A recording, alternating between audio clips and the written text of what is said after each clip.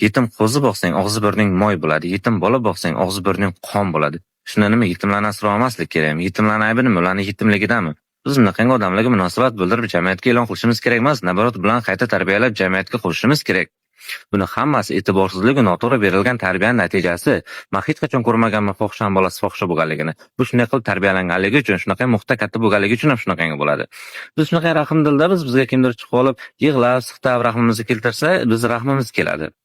Undan tashqari, buni ustidan hukm o'qib, buni o'ldirib yuborish kerak, umrbod qamatib yuborish kerak deyishga hech kim haqqi yo'q.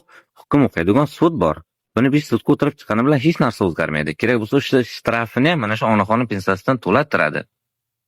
Agar siz haqiqatan ham jamiyatni o'zgartirmoqchi bo'lsangiz, bunaqangi odamlarning kamayishini xohlaydigan bo'lsangiz, bu narsaga yechim o'ylab topish kerak.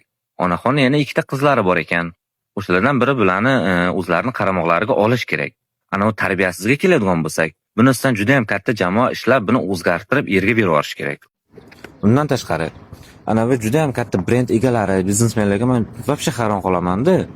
Qaytdagi bir bemaza, bir tarbiyasiz, buzuqlikni targ'ib qiladigan ko'rsatuvlarga juda ham katta donat qilishadi-da.